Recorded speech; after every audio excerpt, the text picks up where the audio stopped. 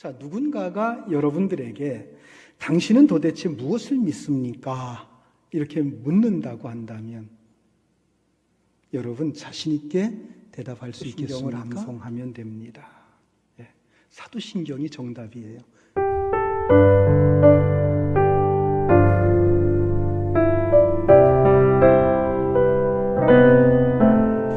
중세의 유명한 신학자 토마스 아퀴나스는 구원을 받기 위해서 반드시 알아야 되는 세 가지의 인식이 있다라고 했습니다.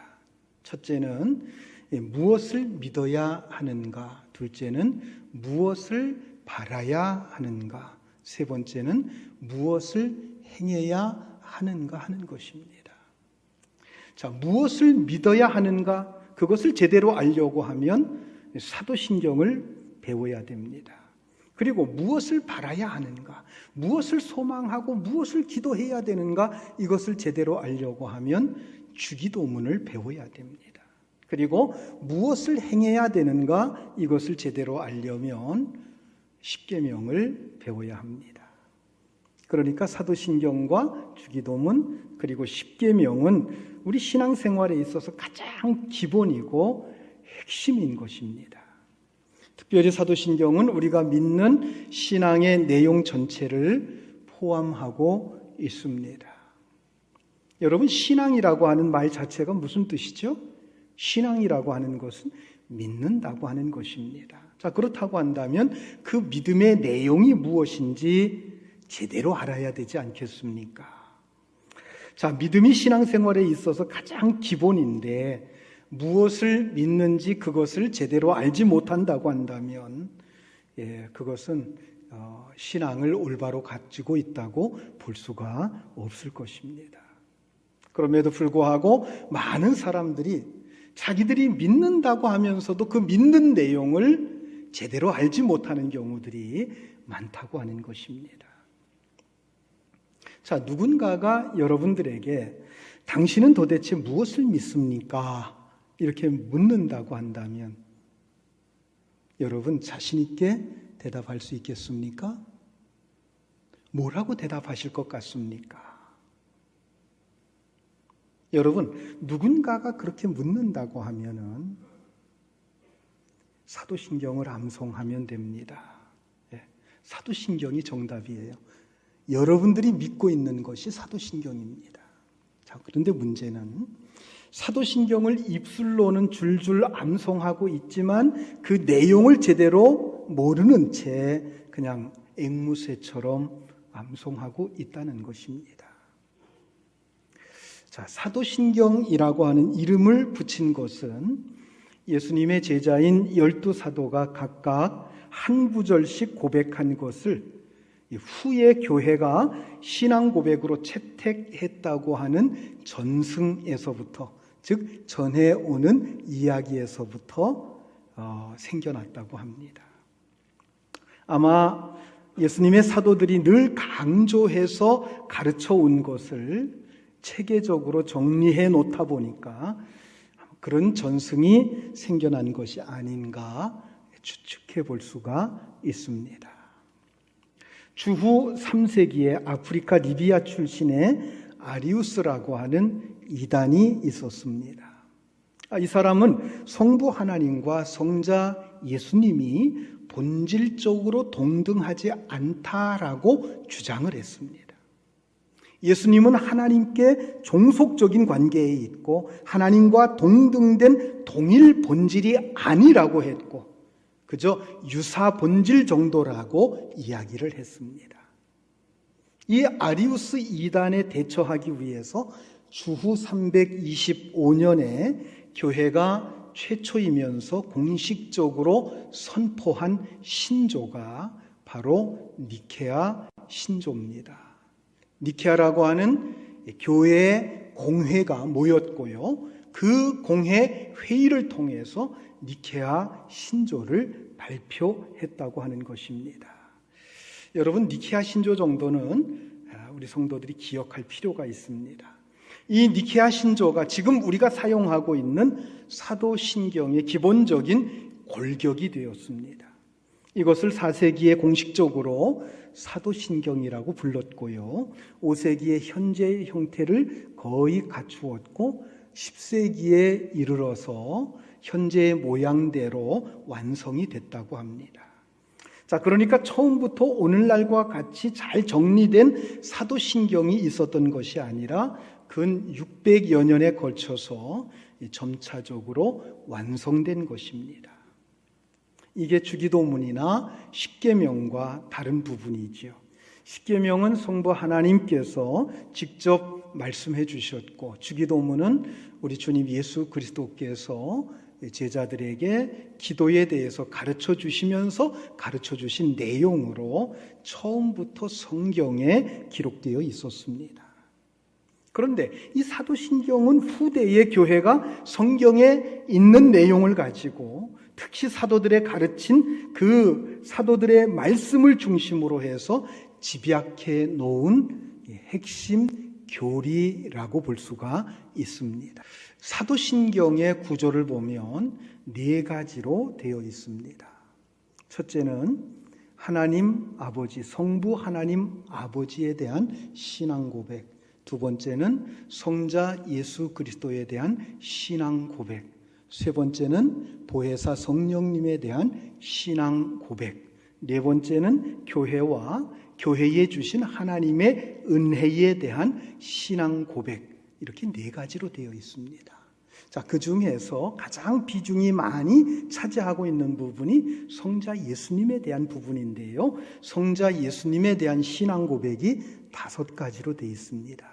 첫째는 동정녀 탄생, 둘째는 십자가 고난과 죽음, 세 번째는 그리스도의 부활과 승천, 네 번째는 현재 그리스도께서 계신 상태, 5번째는 재림과 심판으로 되어 있습니다.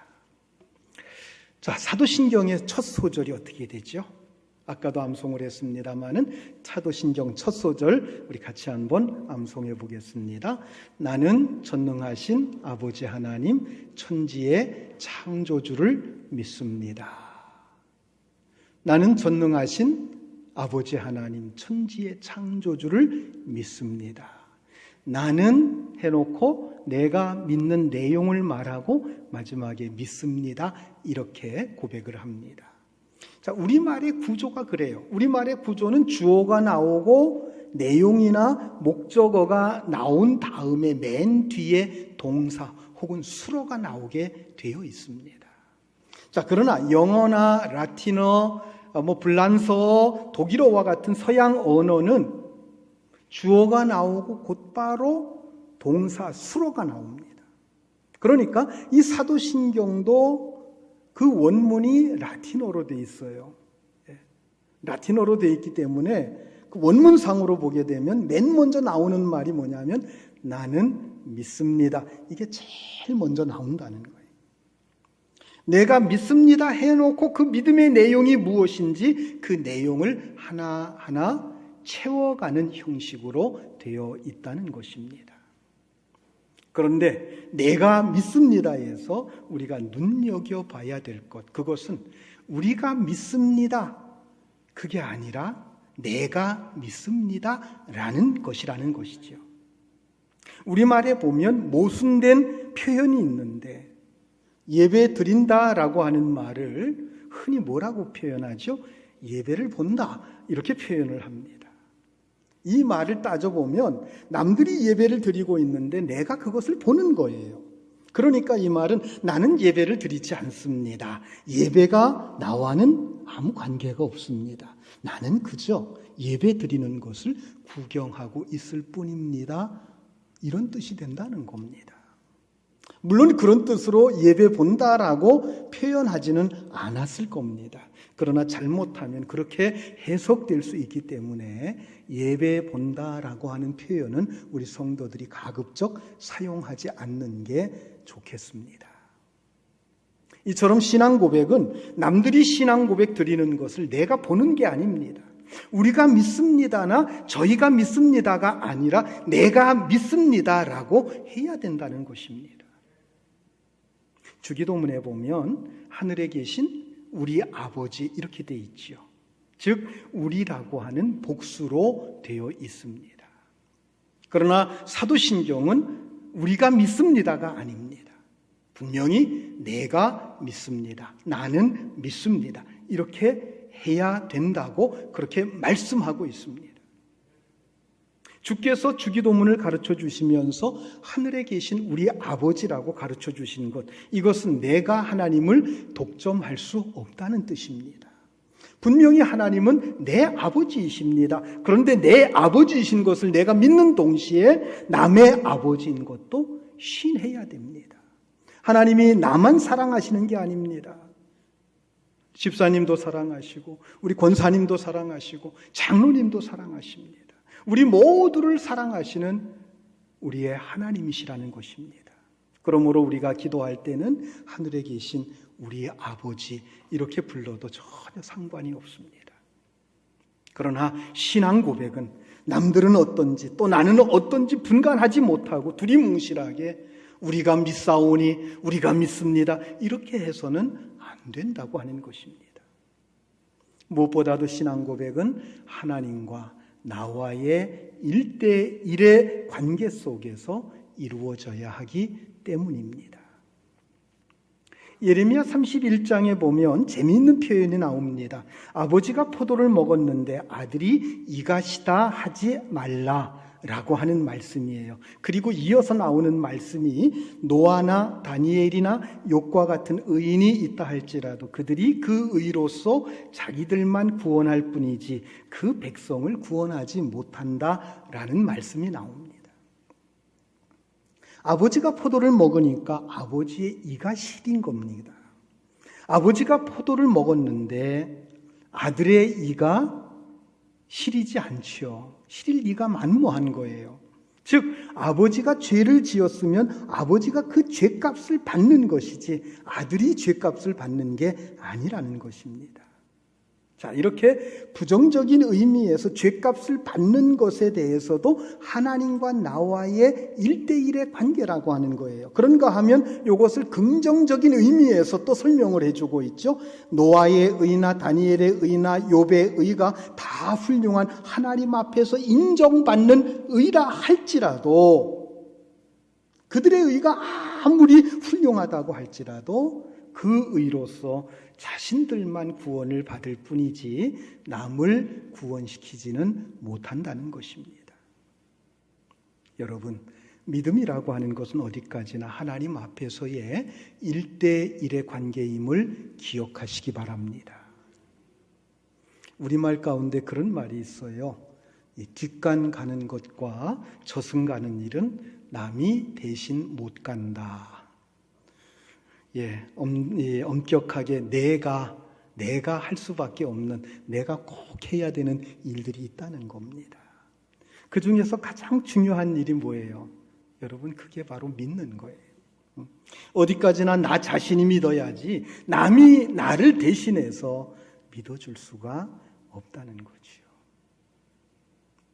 자, 말씀드린 대로 사도신경은 본래 내가 믿습니다, 이 말이 맨 앞에 나와 있다고 했습니다. 자, 이렇게 내가 믿습니다가 맨 앞에 나와 있다는 것, 그만큼 믿음이 중요하다고 하는 것이지요. 자, 오늘 본문인 마가복음 9장에 보면 귀신 들려 물불 가리지 않고 뛰어드는 아이를 그의 아버지가 예수님께로 데리고 왔습니다.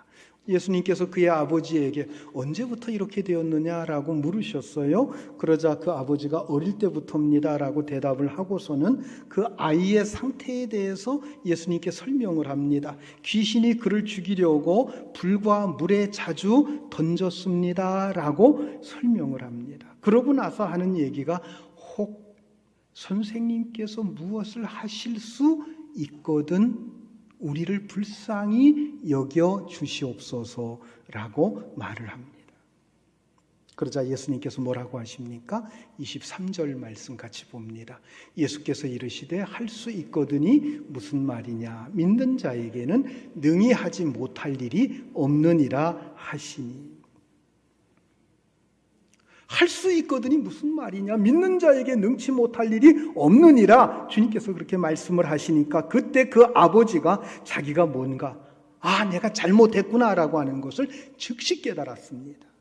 여기서 무엇을 하실 수 있거든이라고 하는 말, 이게 무슨 뜻이에요? 그 아버지의 믿음이 애매하다고 하는 것입니다. 사실 이 아버지가 병든 자기 아들을 데리고 예수님을 찾아왔다고 하는 것, 그것은 분명히 믿음 때문이었습니다. 만일 믿지 않았다고 한다면 아예 처음부터 오지 않았을 것입니다.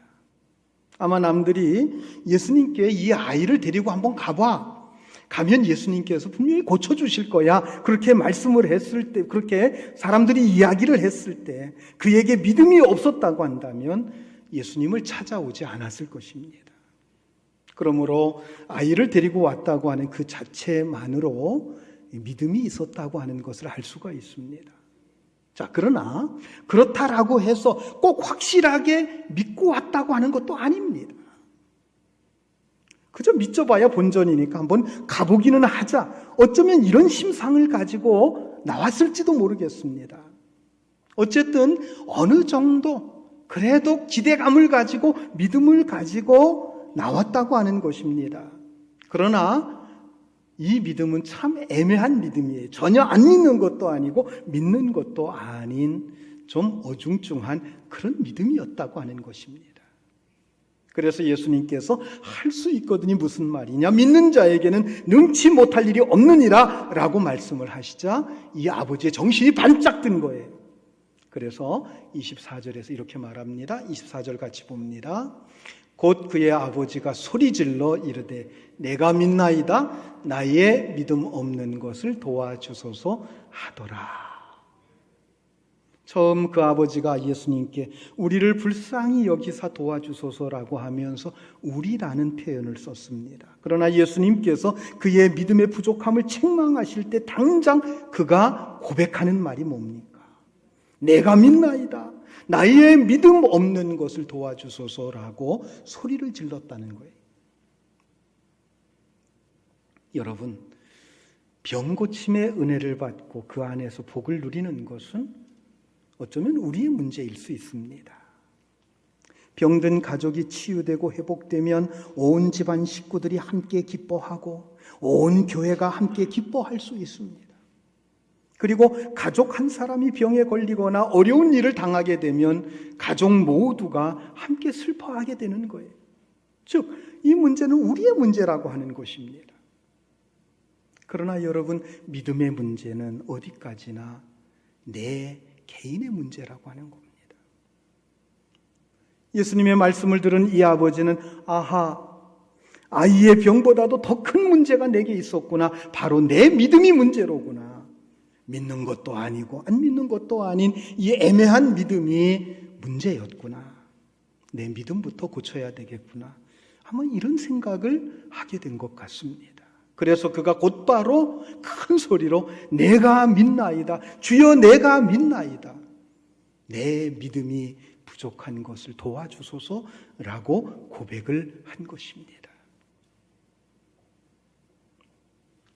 내가 믿습니다에서 믿음은 우리 기독교에 있어서 굉장히 중요한 요소죠. 그러나 우리 기독교에서 가르치는 구원의 길은 깨달음에 있는 것도 아니고 행함에 있는 것도 아닙니다. 오직 믿음에 있습니다. 여러분, 믿음에 구원이 있는 줄 믿으시기 바랍니다. 물론 우리 기독교 신앙에 있어서 깨닫는 것도 중요하죠. 실천하는 것도 중요합니다. 그러나 우리가 아무리 진리를 깨닫고 말씀 실천을 잘해서 많은 사람들에게 칭송을 받는다고 할지라도 여러분, 믿음이 없으면 구원에 이르지 못합니다. 우리 기독교 신앙은 믿음으로부터 시작합니다. 자, 여러분, 이 성경 첫 장을 딱 넘기면 뭐가 나옵니까? 창세기 1장이 나옵니다. 창세기 1장 첫 절에서 뭐라고 얘기하죠? 태초에 하나님이 천지를 창조하시니라. 이 말씀부터 믿으라는 겁니다. 태초에 하나님이 천지를 창조하셨다고 하는 이 사실부터 믿으라는 거예요. 이 사실이 믿어지면 그 나머지 성경이 다 믿어집니다. 다 깨달아집니다. 그런데 이게 믿어지지 않으니까 다른 게 믿어지지 않는 거예요. 다른 게 깨달아지지를 않는다고 하는 것입니다. 하나님의 창조와 구원의 섭리를 믿어보십시오. 그 안에서 모든 것이 다 깨달아질 것입니다. 하나님의 은혜와 사랑이 깨달아지면 감사와 찬양이 나오게 되고 봉사와 헌신 등 실천과 행함이 따라 나오게 되는 것입니다. 성경의 원문에 기록된 이 믿는다라고 하는 이 말, 헬라어 원문에 보면 이 페이도라고 하는 말로 되어 있습니다. 페이도라는 이 말에서 페이스라고 하는 믿음이라는 단어가, 영어 단어가 나온 줄로 압니다. 이 페이도라는 말, 이 말의 본래 뜻이 뭐냐면 설득이라고 하는 뜻이에요. 여러분, 믿음이 뭡니까? 믿음은 설득당하는 것입니다. 즉 하나님께 설득당한 거예요. 하나님의 은혜에 감격해서 설득당해버린 것입니다. 바울이 다메섹 도상에서 예수님을 만났는데 예수님께 설득을 당한 겁니다. 자기는 반역자인데, 교회와 그리스도인들을 박해한 박해자인데, 자기는 징계를 받고 저주를 받아야 마땅한데 예수님께서 친히 자신을 찾아와 주셨습니다. 그리고 하시는 말씀이 너는 나의 그릇이 되어 이방인의 사도가 될 것이다. 친히 찾아와서 이렇게 말씀하시니까 바울이 두 손 들고 주님 앞에 항복을 하게 된 겁니다. 예수님께 설득당한 거예요. 바로 이게 믿음이라는 겁니다. 종교개혁자들이 부르짖은 것이 무엇입니까? 솔라 피데 솔라 그라티아입니다. 오직 믿음, 오직 은혜라고 하는 뜻이에요. 여러분, 하나님께서 베푸신 그 은혜를 오직 믿는 것, 여러분, 이것이 참된 구원인 줄 믿으시기 바랍니다. 에베소서 2장 8절과 9절 말씀 우리 같이 한번 읽겠습니다. 너희는 그 은혜를 인하여 믿음으로 말미암아 구원을 받았으니 이것은 너희에게서 난 것이 아니요 하나님의 선물이라. 행위에서 난 것이 아니니 이는 누구든지 자랑하지 못하게 함이라. 너희가 그 은혜를 인하여 하나님의 은혜, 하나님의 사랑과 예수 그리스도 십자가의 은혜, 그것으로 인하여 믿음으로 말미암아, 그 사실을 믿는 믿음으로 말미암아 구원을 얻었으니 이 구원이 너희에게 분명히 선물이라는 거예요. 우리의 노력, 우리의 행위로 얻은 것이 아니라는 겁니다. 하나님이 주신 선물로 여러분들이 오늘 이 자리에 있는 줄 믿으시기 바랍니다. 여러분, 오직 하나님의 은혜와 그것을 믿는 믿음으로 구원받게 된 줄로 믿으시기 바랍니다.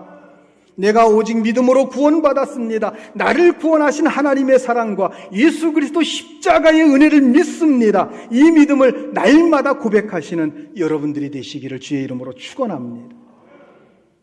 여러분, 우리는 오직 믿음으로 구원받고 바로 이 믿음을 가지고 천국 가는 줄 믿으시기 바랍니다. 여러분 꼭 기억하십시오. 믿음으로 구원받고 이 믿음 가지고 천국까지 가시길 바랍니다. 내가 믿습니다. 내가 믿습니다. 내가 믿습니다. 날마다 여러분들의 신앙 고백될 수 있기를 주의 이름으로